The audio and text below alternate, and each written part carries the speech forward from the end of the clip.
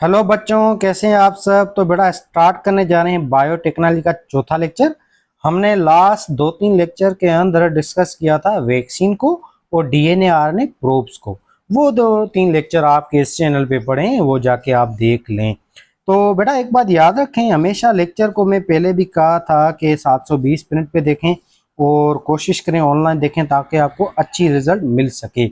अब स्टार्ट करते हैं, मोनोक्लोनल एंटीबॉडी क्या होती हैं। तो बहुत सिंपल, बहुत इजी है बेटा। ये होता क्या है एक्चुअली, मिसाल है हम कभी बीमार पड़ते हैं तो हम अपनी बीमारी को डिटेक्ट करने के लिए कहाँ जाते हैं, लेबोरेटरी के अंदर।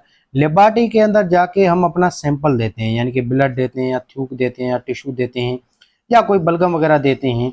तो ये हमने सैंपल दिए उस टेक्नीशियन को या लेबोरेटरी के अंदर।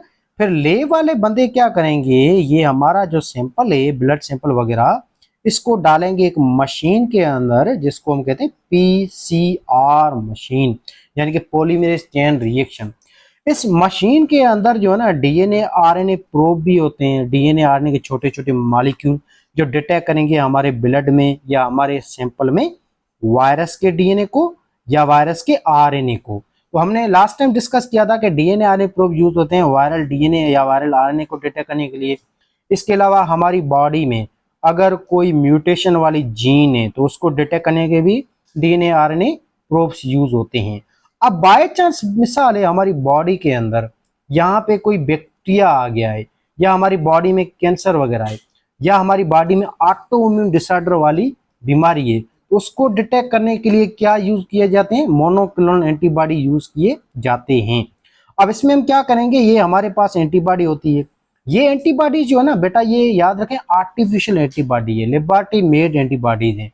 ये साइंटिस्टों ने बनाई है लेब के अंदर और ये एंटीबॉडी बनाई गई है हमारे बी सेलों से। हमारे जो बी लिम्फोसाइट सेल है ना, बी लिम्फोसाइट सेल से ये एंटीबॉडी बनाई जाती हैं और ये एंटीबॉडी डिटेक्ट करती हैं हमारे ब्लड के अंदर बैक्टीरिया को या बैक्टीरिया के जो एंटीजन होते हैं या रिसेप्टर होते हैं उनको, या कैंसर के सेल हैं उसके एंटीजेंस को या रिसेप्टर को।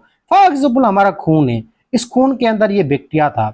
अब बैक्टीरिया के बाहर आपको पता है रिसेप्टर होते हैं या एंटीजन होते हैं या प्रोटीन के मॉलिक्यूल होते हैं। इन प्रोटीन के मॉलिक्यूल बैक्टीरिया के या फिर इनके रिसेप्टर है, इनके साथ अटैच होगा हमारा ये मोनोक्लोनल एंटीबॉडी। अब मोनोक्लोनल नाम इस वजह से पड़ा है क्योंकि ये जो एंटीबॉडीज होती हैं हमारी, ये अटैच होती हैं इस बैक्टीरिया के रिसेप्टर या एंटीजन के एक ही जगह पे अटैच होती हैं, तभी इनका नाम पड़ा मोनोक्लोनल। अगर ये एंटीबॉडी बहुत सारी जगह पे अटैच हो जाती बैक्टीरिया के रिसेप्टर के ऊपर, तो हम इसको कहते हैं पॉलीक्लोनल। पॉलीक्लोनल खैर अलग चीज है, वो हमारे सिलेबस में किताबों में लिखी हुई नहीं है। मोनोक्लोनल होप आप समझ गए होंगे कि ये एंटीबॉडी उस बैक्टीरिया के जो रिसेप्टर होते हैं जिनको एंटीजन कहते हैं उसकी एक ही साइड पे, सिंगल साइड पे बाइंड होती है, तभी इसका नाम पड़ा मोनोक्लोनल। तो ऐसे हमें पता चल जाएगा कि भाई इस बंदे के अंदर फला तरह का बैक्टीरिया है, यानी कि इसको फला तरह की बीमारी है। मिसाल इस बंदे के खून में हमें डिटेक्ट हुआ है माइकोबैक्टीरिया, तो हम कहेंगे भाई इसको टीबी हो गई है, या न्यूमोकोकस बैक्टीरिया डिस्कवर हुआ या डिटेक्ट हुआ है इस मोनोक्लोनल एंटीबॉडी की थ्रू, तो हम कहेंगे भाई इसको नमूनिया हो गई है। ठीक है ना, तो ऐसे हम पता जो है कर पाते हैं इन सारे बैक्टीरिया वगैरह की। हो आप समझ गए होंगे। तो बैक्टीरिया जो उसके एंटीजन के ऊपर जाके ये बाइंड होती हैं हमारे इस मशीन के अंदर। या इसके अलावा हमारी बॉडी में कैंसर के सेल हैं, ये मिसाल कैंसर का सेल है, तो कैंसर के सेल के बाहर जो रिसेप्टर होते हैं जिनको एंटीजन कहते हैं या प्रोटीन के मॉलिक्यूल कहते हैं, इनके साथ हमारी ये मोनोक्लोनल एंटीबॉडी जाके अटैच होगी। इससे हमें पता चल जाएगा कि भाई इस बंदे की बॉडी में कैंसर के सेल डिटेक्ट हुए हैं, यानी कि इस बंदे को कैंसर है। इसके अलावा मिसाल इस बंदे की बॉडी में ऑटो इम्यून डिसऑर्डर है, यानी कि ऑटो इम्यून डिजीज है, जैसे कि आपको पता है रेमेटोइड आर्थराइटिस है या इसके अलावा मल्टीपल स्क्लेरोसिस है, ये सारे ऑटो इम्यून डिसऑर्डर हैं। इनको डिटेक्ट करने के लिए भी मोनोक्लोनल एंटीबॉडी यूज की जाती हैं। तो याद रखें मोनोक्लोनल जो एंटीबॉडीज है ना, ये डिटेक्ट करती हैं बैक्टीरियल इन्फेक्शन को, इसके अलावा कैंसर को, और नंबर 3 ऑटो इम्यून डिसऑर्डर। इन 3 चीजों को डिटेक्ट करने के लिए हम यूज करते हैं मोनोक्लोनल एंटीबॉडीज का। बाकी वायरल इन्फेक्शन है या इसके अलावा जो भी म्यूटेशन होती है, जेनेटिक म्यूटेशन या हेरिडिटी डिजीज, इन दो चीजों को डिटेक्ट करने के लिए हम यूज करते हैं डीएनए और आरएनए प्रोब्स को। ये बात हमेशा याद रखें, ठीक है बच्चों। तो होप आप ये चीजें समझ गए होंगे। अब इसकी रीडिंग करते हैं। तो आपको पता है बेटा मोनोक्लोनल एंटीबॉडी क्या है? ये लेबोरेटरी मेड एंटीबॉडी है design to bind a specific antigen such as protein on the surface of pathogen या कैंसर सेल। तो ये स्पेशल प्रोटीन्स के मॉलिक्यूल हैं जिनका काम होता है आपके बैक्टीरिया हैं या कैंसर के सेल हैं उसके बाद जो रिसेप्टर होते हैं जिनको हम एंटीजन कहते हैं या आपके प्रोटीन के मॉलिक्यूल कहते हैं उनके ऊपर बाइंड करना, उसको डिटेक्ट करना, ये काम होता है मोनोक्लोनल एंटीबॉडीज का। In diagnosis monoclonal antibody use to detect antigen in clinical sample. जो हमने सैंपल दिया था लेबोरेटरी में उसके अंदर इन दो चीजों को डिटेक्ट करना। This technique useful for infection disease detection such as TBA.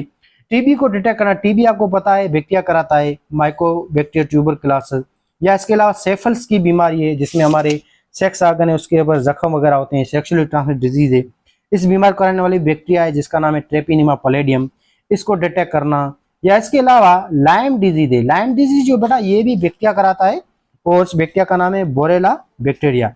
ये जो बोरेला बैक्टीरिया है ये हमारे अंदर स्किन जो उसके ऊपर रैशेस कराता है, खारिश वगैरह लाल लाल करके दाग और धब्बे पैदा होंगे, इस बीमारी को हम कहते हैं लाइम डिजीज।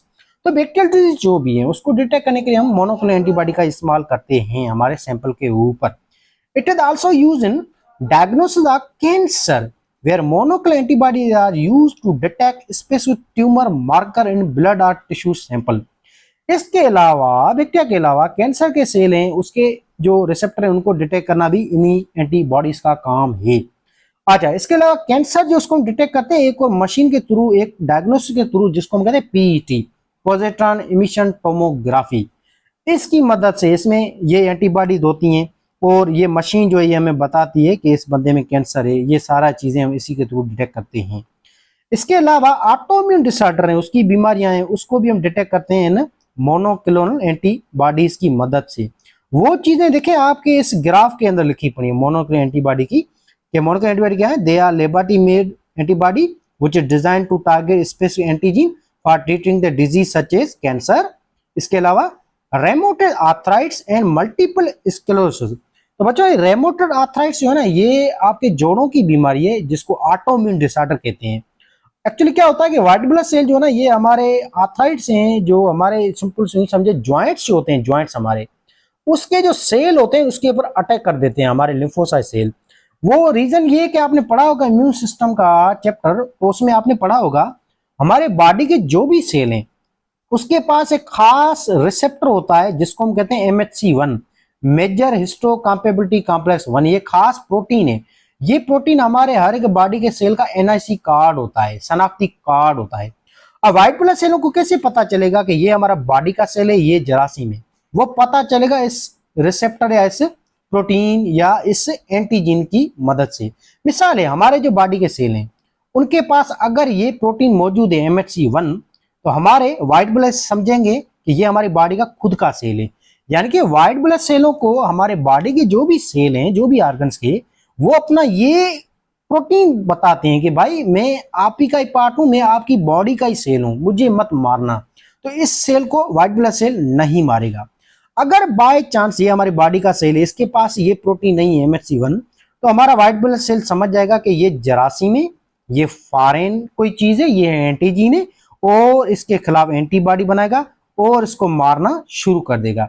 तो ऐसे होती है कंडीशन। अगर हमारे जो ज्वाइंट्स हैं, जोड़ हैं वो डेवलप ना हो, उसके ऊपर ये प्रोटीन मौजूद ना हो MHC1 तो व्हाइट ब्लड सेल हमारे यही समझेंगे कि भाई ये हमारे जो ज्वाइंट्स के जो सेल हैं हमारे सेल नहीं है, ये कोई जरासीम है। फिर उनके ऊपर ये अटैक कर देंगे, इससे हमारे जोड़ जो उसकी लेयर्स वगैरह है वो डीनर्च हो जाती हैं। फिर उस बंदे के अंदर पैदाइश से ये जोड़ों का दर्द होता है जिसको हम कहते हैं रेमोटेड आर्थराइटिस, जो कभी भी ठीक नहीं होगा। तो ये ऑटोइम्यून डिसऑर्डर है। इसके अलावा आगे एक और बीमारी है मल्टीपल स्क्लेरोसिस। बेटा ये भी ऑटोइम्यून डिसऑर्डर है, ये आपकी किताब में इतनी चीजें लिखी हुई नहीं है। ये भी सेम कंडीशन है। अगर हमारे जो ब्रेन के सेल है, नर्व वगैरह, इनके ऊपर MHC1 प्रोटीन ना हो तो हमारे लिम्फोसाइट सेल इनके ऊपर भी अटैक करेंगे और उनको मारना शुरू कर देंगे, जिसके नतीजे में हमें बीमारी होगी। इस बीमारी को हम कहते हैं मल्टीपल स्क्लेरोसिस। तो इसमें क्या होगा, हमारे जो भी नर्व कार्ड है या स्पाइनल कार्ड है उसके जो भी न्यूरॉन है उसके ऊपर ये अटैक करते हैं हमारे इम्यून सेल। फिर उसकी वजह से हमारा स्पाइनल कार्ड डैमेज हो जाएगा, उसकी वजह से हमें परेशानी होगी, दुश्वारी होगी, हमारा निचला धड़ जो है वो काम करना छोड़ देगा। वॉकिंग है, बैलेंस है, उसमें हमें मसला पेश आएगा, मसला दरपेश होगा। इसके अलावा हमारी आर्म्स हैं, बाजू हैं, इसके अंदर में शदीद दर्द होगा, ये काम भी नहीं करेंगे, पोलियो की तरह या जो समझे जैसे फाले नहीं होता है ऐसी ये चीज हो जाएगी, ठीक है ना। तो ये थी आपकी मोनोक्लोनल एंटीबॉडी। इनका काम यानी कि इनका काम क्या करना, बैक्टीरिया उसकी बीमारी को डिटेक्ट करना, कैंसर जो है उनके सेलों को डिटेक्ट करना, इसके अलावा ऑटोइम्यून डिसऑर्डर है उनको डिटेक्ट करना। ये 3 चीजों को डिटेक्ट करना, ये काम होता है मोनोक्लोनल एंटीबॉडीज का। तो होप आप अच्छी तरह ये चीजें समझ गए होंगे। तो क्वेश्चन कंफ्यूजन जरूर पूछेगा। बाकी हम नेक्स्ट लेक्चर में डिस्कस करेंगे product of biotechnology obtain for the use of disease treatment.